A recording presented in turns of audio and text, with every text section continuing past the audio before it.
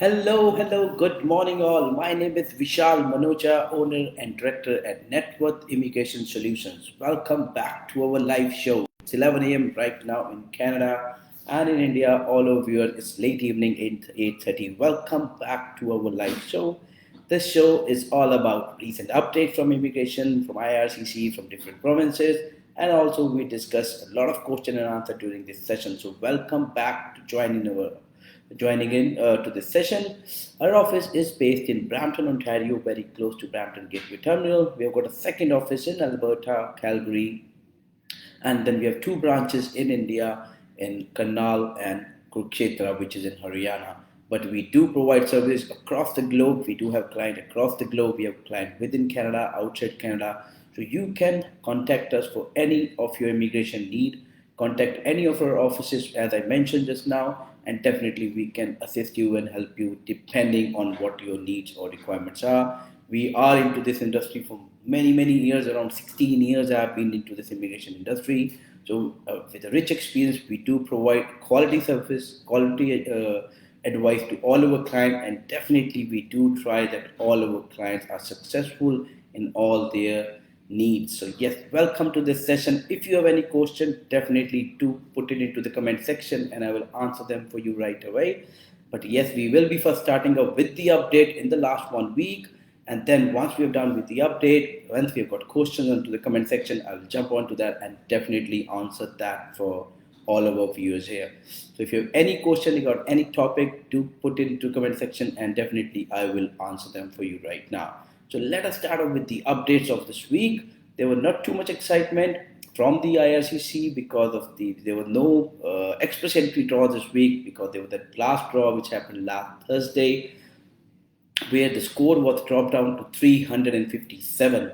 That was the second lowest CEC draw ever held. The lowest one was 75, which was held in February 2021. But the one we had last week, the score dropped down to 357, and that's the second lowest score for express entry ever under Canadian experience class. And yes, that draw was also for Canadian experience class only, not for federal skilled workers. So again, I know all the people outside Canada will be very disappointed because I know there are thousands of people who are waiting for federal skilled worker draw to be held under express entry. But unfortunately, it seems to be not the scenario right now, not the right time maybe, but you never know. You never know when High Commission will definitely, well, the IRCC may come up with a FSW draw. I'm expecting it very soon because of the way the things are looking up, the way we can see now we have the travel restrictions are being lifted for US from starting from 9th of August, and then I think 5th of September is the time when they are opening the travel to everybody across the globe. But definitely there are a lot of still restrictions around. There are only certain people who can travel for essential trip, and for non-essential trip it will also be opening up for in September 2021. But right now, starting from 9th of August, they will be opening a border for citizens and permanent residents of US. And then definitely in September, we're expecting all the other countries travelers will be allowed to travel to Canada, even if they are coming for non-essential trips. So yet it not have to be an essential trip. Even for non-essential trip means if you're coming for holidays, want to spend some time in Canada as a holiday tourist, then those people will also be allowed to enter starting from September. But you still need to make sure about your country requirement. You need to make sure that you're meeting those requirements before you make any of your travel plan. Before there will be still travel restrictions. Even in fact, when to enter Canada, there are different requirements for different category of people. In sense, we are talking about vaccinated and non-vaccinated people here.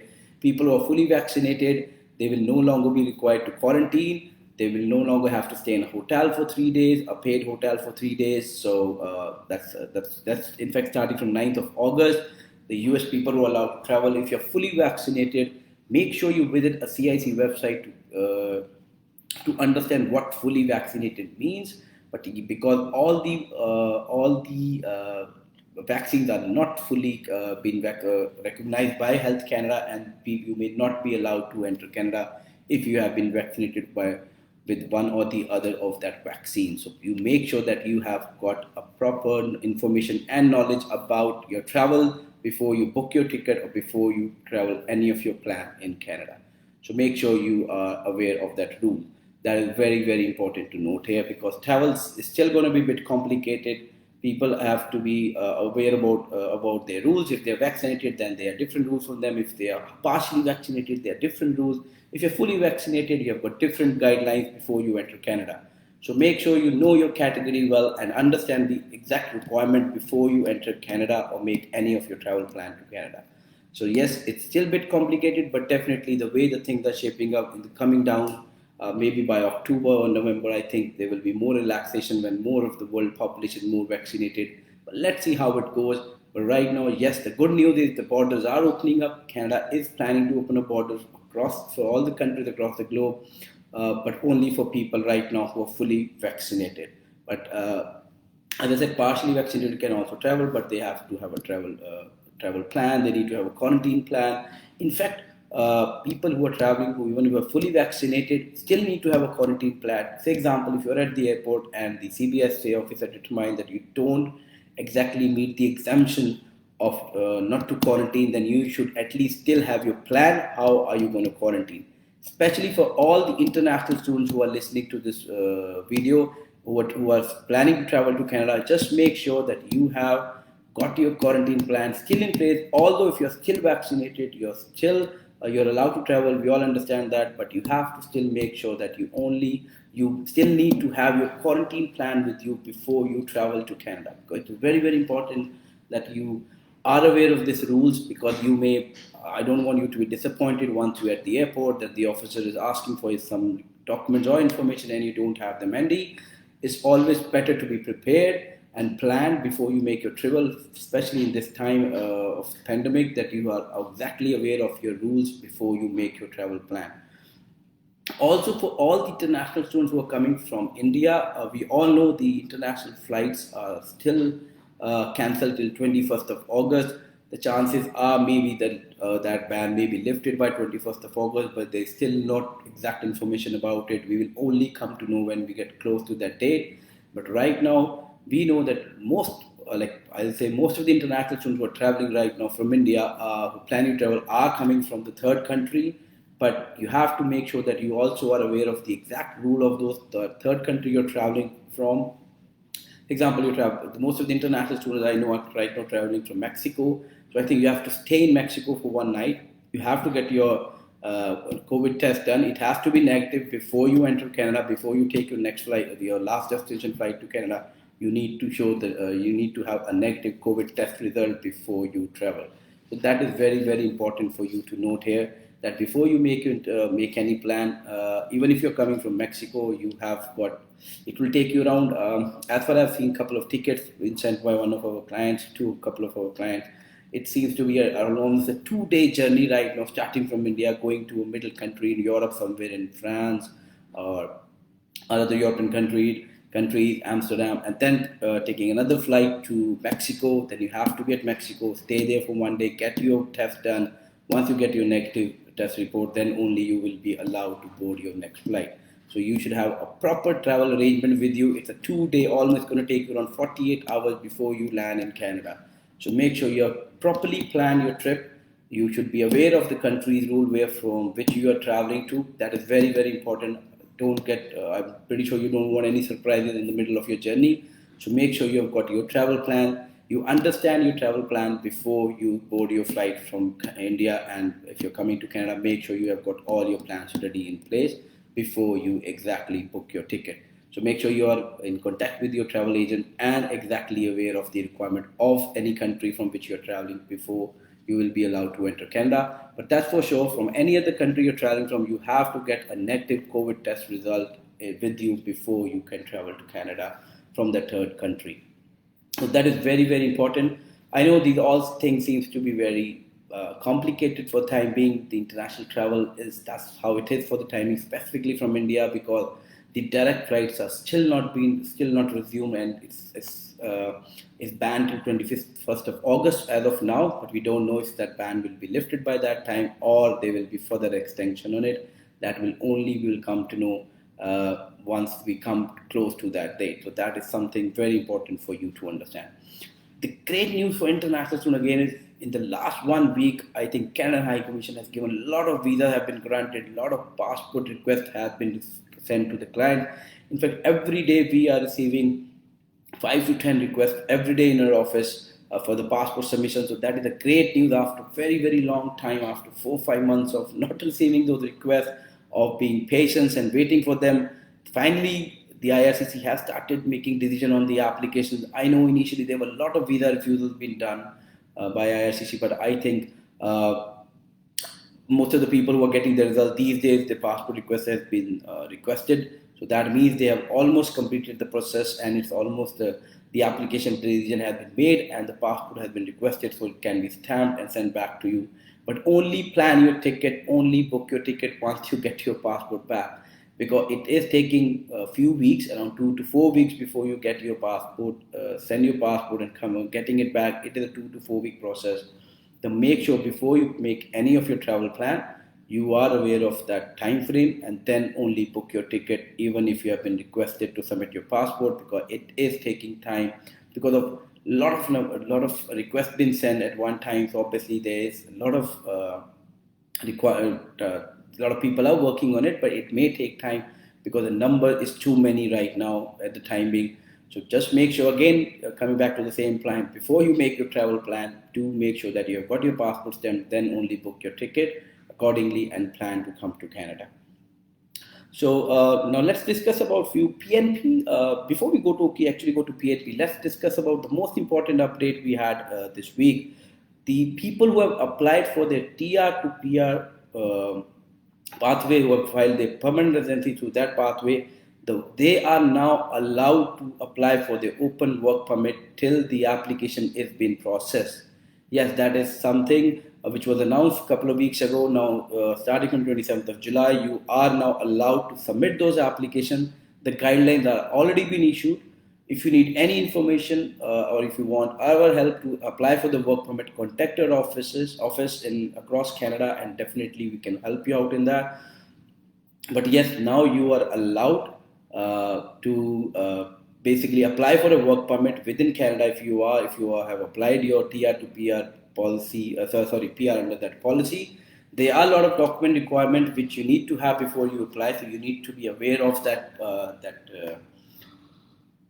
thing before you apply for that work permit.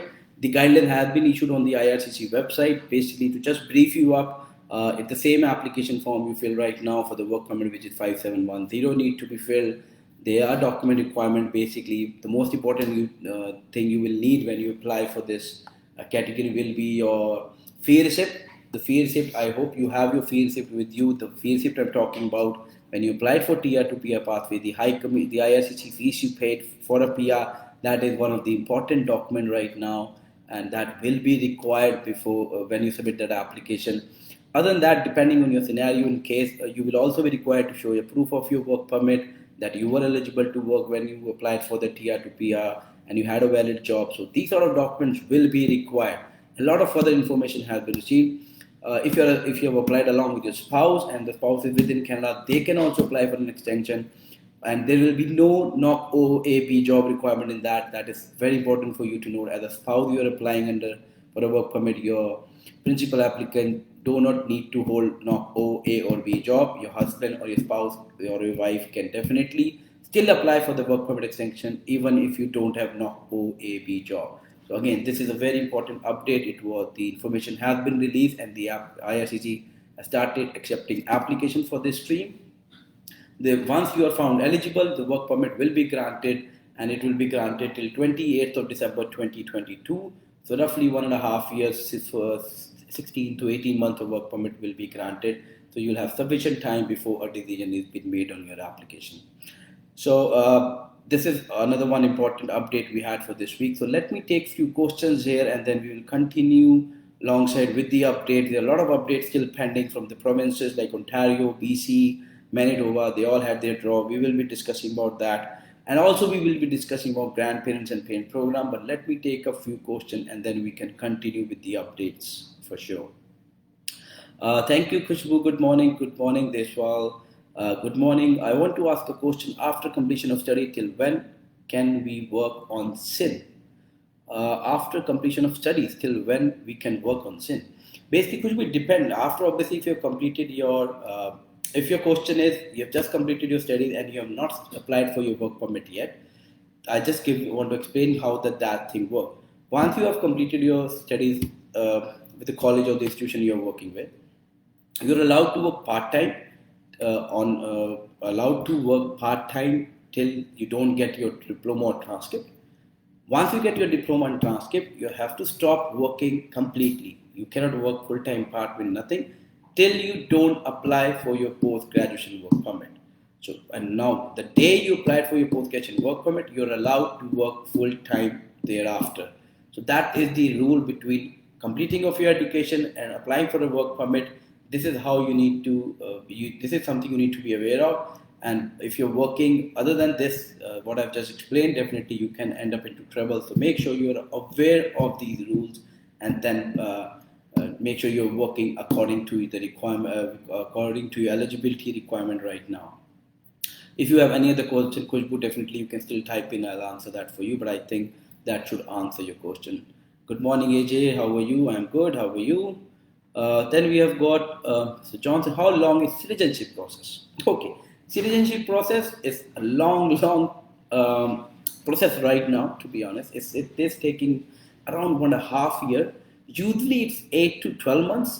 Before COVID, it was usually 8 to 12 months. But right now, I think we have applied a couple of applications last year, beginning of last year in 2020, January, February, March, and they have been invited to write a test. They have already cleared the test. Few of our clients have already done so, but they have still not been invited to basically complete their citizenship oath. So you can see from February or March 2020 to July. So we're talking about 16 months already been passed here, and still the decision or the final application has not yet been processed.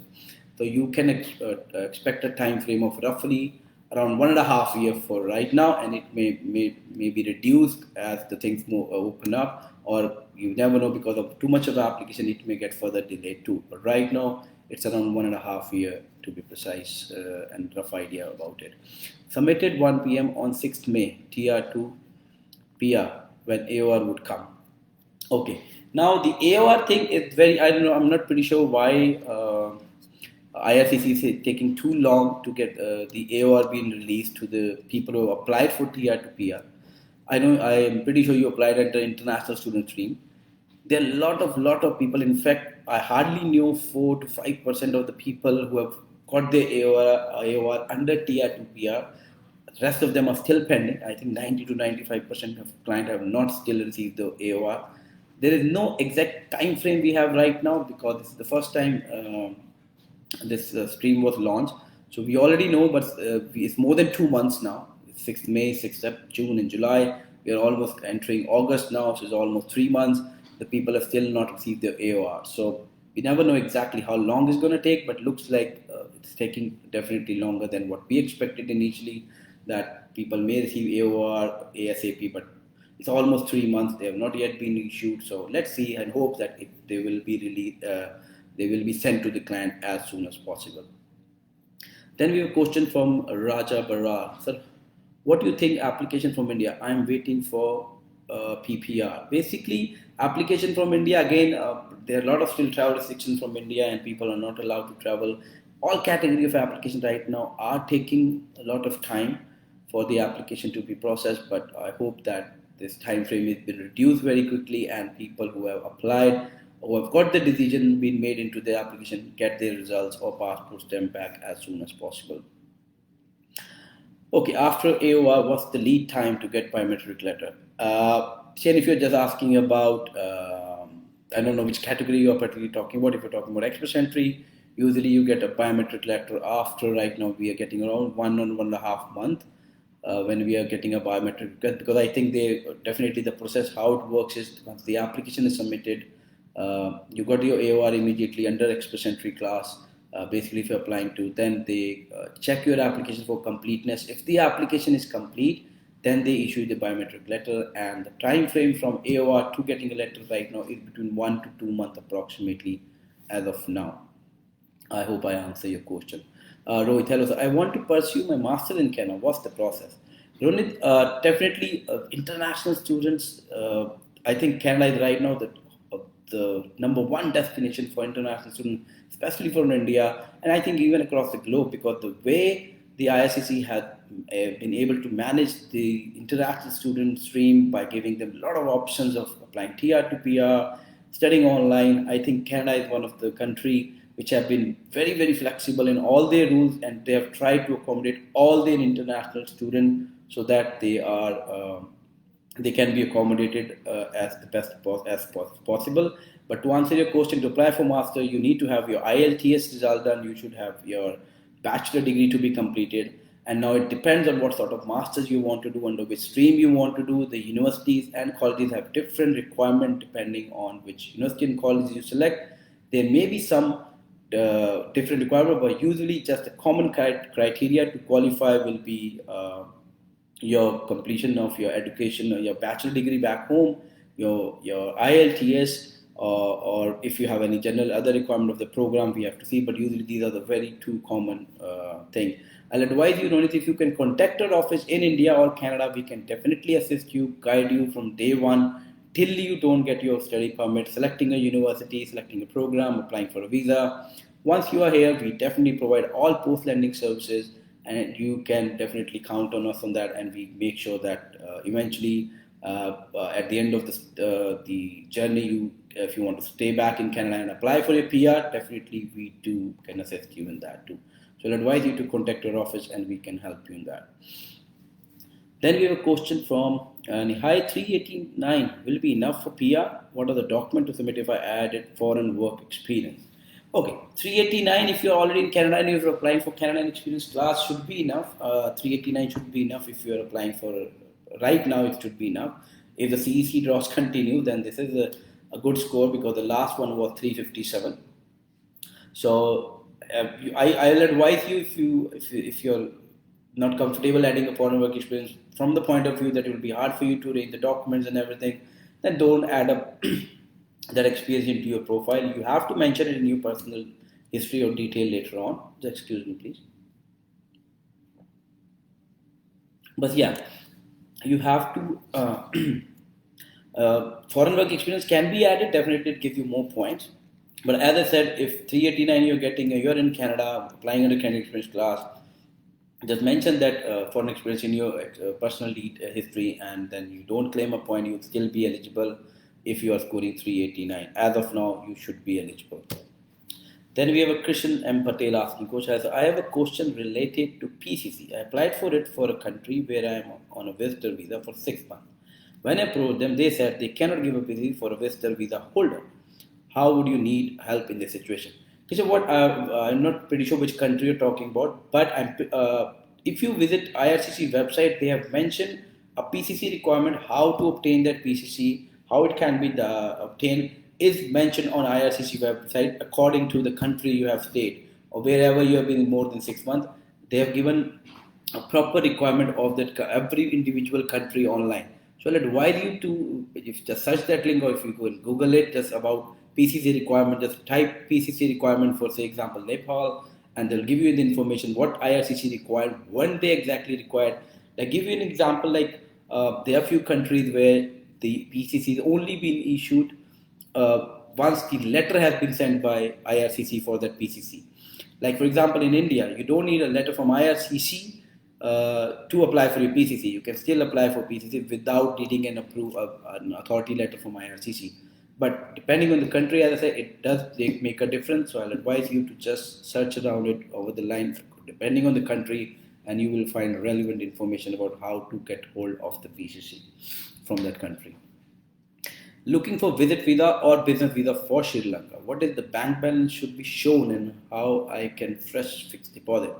Okay, so basically, what I understand here is that you want to apply for a visitor visa from Sri Lanka, and you need to know what should be the bank balance. So this is a tricky question here. There is no set amount where you can find anywhere written online that okay, this is a certain amount you need to definitely show, but it should be a decent amount. It depends on how long you will be staying here. That will make it. For example, if you're staying for a week or 10 days time, so it will depend. If you're staying for a month or 2 months, then you need your financials to be accordingly.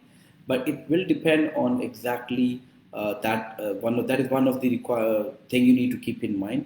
The ideal thing will be to have, and also it will depend on the overall profile of your application, right? Few people may still, for example, they have a less money in their personal account, but they have more in business account. They may still not have to show the funding in business account, sorry, in personal account. So it all depends on what I can do here for you is definitely if you want us to help us out in applying the application, we can definitely assist you in that. You can take our services and we can help you apply for a visitor visa from Sri Lanka, because there are a lot of other information, a lot of other relevant document is required to actually determine what you will need to show, what amount you will need to show. And definitely the next question you have is, can you show fresh fixed deposit? Usually it's not recommended until unless you have a proof. For example, if you have a proof of source of that fund, proof when I am talking about proof, exactly the source. If you have a source of that fund, if you have that source where you got those funds from, even the fresh funds can be accepted. So as I said, it depends. It depends on the whole scenario of your application, and then only I can exactly guide you. But as I think the answer I've given you right now should be enough for you to figure out how the things work. But if you need our services or help, we can assist you in your application. Then we have a question from Baljeet Singh. Sir, I have to apply spouse open work permit. My wife got work permit yesterday for 3 years. Okay. Baljeet, this is the right time now to apply for a work permit. As we all understand now, the travel restriction is about to be lifted for most of the countries for people, especially who are fully vaccinated. And if your wife have already got a work permit, but you need to understand other requirements also. Your wife, if you're in back home right now, if your wife has got the work permit, she should also have a knock OAB job before she becomes eligible to sponsor you on a work permit application. What I'll advise you is contact her office in India or Canada. If your wife is in Canada, ask her to contact her office and speak to us, and we can guide her. And definitely we can discuss with you also that how that application can be processed right now. But it is the right time to start up your process. It is anyhow going to take few months before the application is prepared, submit, and you get a result. It's going to be few 3 or 4 months before a decision is being made. So if the file is still in embassy and the medical is expired, then it is necessary to upload new medical through web form without receiving any request letter from embassy. Okay, now you can take both the route. You can wait for the IRCC to send you the letter. But if you want to save a time on your application, then I'll request you to, I'll recommend you basically to get your medical done and send it through web form. That way you're going to save at least 1 month of your processing time. Because once you get you get an update from, and because you already know your medical is expired. So there definitely an officer is going to ask you for a medical before a decision is made. But rather than waiting for them to send an application, a request to you, I think it will be more better for you if you want to save your time for yourself, that try to get the medical done before that, submit it through web form, and you should be able to a lot of time for you if you do it that way. If you want to wait, definitely that is also an option. But just to let you know, if you want to save your time, I'll recommend you to get your medical done and submit it through web form. Okay, so do you think FSW application will be processed this year? This is a very tricky question here. Basically, seems to be possible maybe in the last quarter of 2021. Nobody has a definite answer to that question for sure. You may never know. Maybe the next draw is a federal skilled worker draw. We all don't know right now. But I'm assuming the last quarter, October, November, December, when temporary foreign worker, after the fall, when most of the people are vaccinated and the things are we are in a better position. Definitely, the federal skilled world draw will resume. I am hoping in the last quarter there should be federal skilled worker draw, and let's see how it goes and how it works from here. But there should be something. A good news should be coming definitely to you. I'm pretty sure the federal skilled draw should be happening soon now. We got a news from college that we will get unofficial transcript most probably in the first week of August, but official transcript will be at the end of August. So can I work till I got graduate letter, or I need to stop working? Okay. Now, I know it's a follow-up question from above. So just to clarify you again here, if you have the day you are notified, even it's because of COVID, I know the people are giving you, the day you get your first notification, either it's an unofficial transcript which says that you have graduated, or even if you have got a first letter of completion or a diploma, whatever you have, the first thing you have got, which says that you have cleared your program, you passed and you have completed your program, you have to stop working on that day until and unless you apply for your work permit. So till that time, you can work, as I said, you part-time only if no notification has been made to you. The day you get your first notification from any, like as I said, a work permit or a completion letter, a diploma, or an unofficial transcript, that means that you have been notified and you have to stop working thereafter. Okay, then Baljeet Singh, kindly confirm what is the process and confirm document requirement. As I said, you Baljeet, there are a lot of requirements to be met before you qualify for this program. I will recommend you to ask your wife to contact us. Our contact number is 647-891-0647.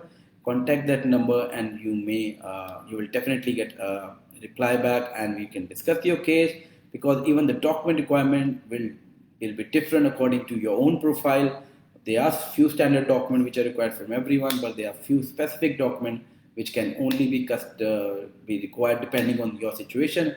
So again, I'll ask you or your wife to contact our office in Canada and we can help you in that regard. Then we have got here 35 including foreign work experience, so I might need to submit document. What kind of document we need to submit and apply CEC? Again, I'll advise you, Gyani, also that please contact our office, and because now we are basically discussing about the complete filing here, which is not possible, and we don't provide those services online. You have to be our registered client before we can start guiding you about your immigration process and document. So I'll invite you to contact our office. I understand you are in Canada. Just contact our office and we can let you know and suggest you that you should include your foreign experience or not, depending on when we discuss the topic and figure it out what document do you exactly have. So again, my recommendation here will be kindly contact our office and we can help you in that. Good morning. Good morning, Rifadun. How are you? Good morning, Mr. Malhotra. Hey, I want my son schooling from Canada. What are the requirements for that? Mr. Malhotra, schooling, yes, definitely that. There is an option that international students can come and study in Canada for the schooling.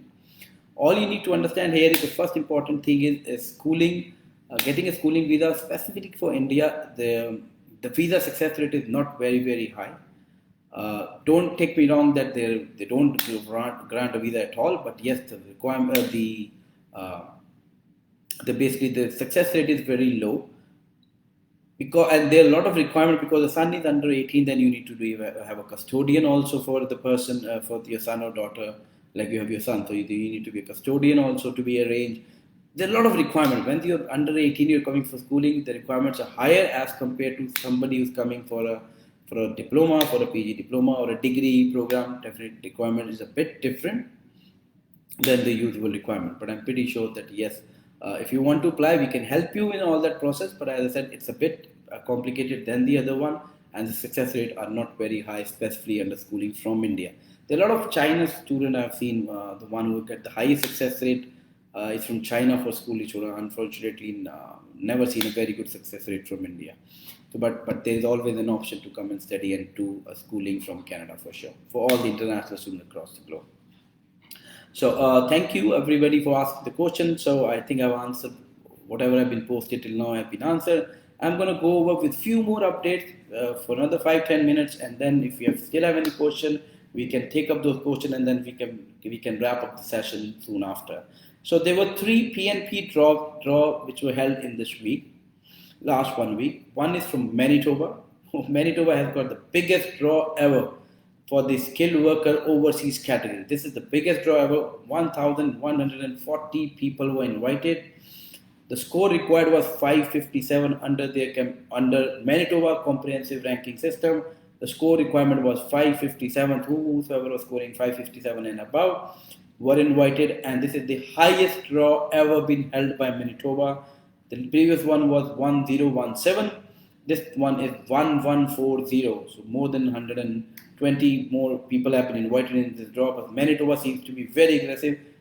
Another important thing to note here is this: all the people who have been invited are one who are outside Canada, skilled worker overseas category. All those people with that category have been invited. Now, how you become eligible for this program? Contact our office, we can help you and guide you in that. but definitely you have there are a lot of PNP options like Manitoba. You can see around 2,000 people invited in just 2 months. So I know across the globe, comparing to the population across the globe, is not a big number, but still, if you talk about province number, it is a good. As I said, this is the biggest draw ever held by Manitoba, and the ITA issue was 1140. Then there was another BC regular draw, which is a BC Provincial Nominee Program. 59 people were invited under the track draw. Tech draw is the draw which was usually a temporary draw which was held for Manitoba, for BC, British Columbia. But right now it has been, I think, few months ago, this program has been made a permanent program now. Now all the people are this draw is regularly being held, and people who have got a job offer in this stream in one of the IT or the occupation bill listed on the website are being invited through this program. The third PNP draw we had was from Ontario. The people who were invited were the people who were linked to have their profile in Express Entry, and people with under certain 18 occupation, 18 NOC, under 18 NOC knock code, they were invited. The people who had a score of 458 to 467, with the range of 458 to 467, if you had have your profile in Express Entry, and if you were somebody who has an experience under those 18 NOC knock, they were the only one invited. So the occupation was 0014, 0124. These are basically management position, advertising managers, marketing managers, other financial managers were invited. Few healthcare NOC knock were picked up and they were invited. So as I said, it was between 455 to 467, and more than 1,000 people were again invited in this draw. Even if you see, as I said, Manitoba, Ontario, they are having a big draws for PNP these days. If you compare to the previous draw, which were very limited, these draws are big draws. More than 1,000 people being invited under provincial nominee is a big number. I'm pretty sure 2022, all the people who have been disappointed in the last 1.5 years, who have not been invited to one or the other program, these are the program to be targeted. These are the options you have other than your Express Entry. So contact the experienced people in the industry. They can only help you out in that. If you need our help, definitely our office is based in Brampton, Ontario. We are based in Alberta, Calgary, and we do have an office in India too. Contact us and we can help you in that too. So now, and yeah, these were the three updates we had. Now, let me just discuss about parents and grandparents program, because there's a lot of big questions we are getting regarding that program. I'm just going to, before we wrap up, basically the parents and grandparents program, as announced last week, the draws will be held in September on 20 starting from 20 September for the 2 weeks. The people will be invited, and the people who will be invited will be the only one who have already submitted their expression of interest under 2020 draw. These are the one will be picked for 2021. The big thing is that there will be 30,000 applications being invited under parents and grandparents. Again, this is a big number, huge number we are talking about here. 30,000 is a very big number we are talking about, especially for parents and grandparents program in 1 year. In 1 year, that is 2021, the number is going to be 30,000 people being invited. If you have already submitted your application into that pool, you don't have to do anything. Just wait. As I said, starting from 20th of September for the 2 weeks, you will be getting your ITA. And once you receive your invitation, or your parents or grandparents receive the invitation, you will have 60 days to complete their application and submit their profile. So this is something very important for you to understand about parents and grandparents. But if you need any further information, definitely you can contact our office and we can help you in that too. We're just going to take up a last question from Gaurav here, and then we're going to wrap up this session, and we'll be again live back next week, Friday, at the same time. Let me take up this question from Gaurav. Hi, sir, I am 2.5 year experienced mechanical engineer, 2018 pass out. My 24 age, currently in India. I want to get my PR with my spouse and child through, okay. And mechanical engineer, I have 6.5 band score around 390. Gaurav, what my recommendation is, looking at your score, 390 seems to be a low score, to be honest. If you talk about any of these provinces for which I've just discussed, or who have invited people within this week, people usually who are getting their invite are somebody who is scoring between 420 to 460 or 470. Between these range, you will see maximum of PNP people being invited under this category of score range. The score range you are having unfortunately seems to be not enough where you may get a PNP through any of this province. But again, I'll advise you to share your profile with us. If you can just leave your if you want, I can send you a peer assessment form. Fill up that assessment form and let me see if, where we can help you out if we can. Definitely, if there is any option, we will let you know, and we can also suggest you where you can improve further, where we can where we can have more better points for you. Definitely, we can discuss that too. So, I advise you to contact your office in Canada, in Ontario, or in Alberta, wherever you want to, and we can send you the peer assessment form, and then we can take it from there and see under which we can apply. Then I have got Mr. AJ, Mr. Vishal, congratulations for new mention. Thank you, Mr. AJ. Appreciate it. Then we have got Mr. I am interested. Please notify openly. Oh, I don't know exactly what is that a question and what you're exactly, Jim, interested in. If you can ask your question, definitely can answer.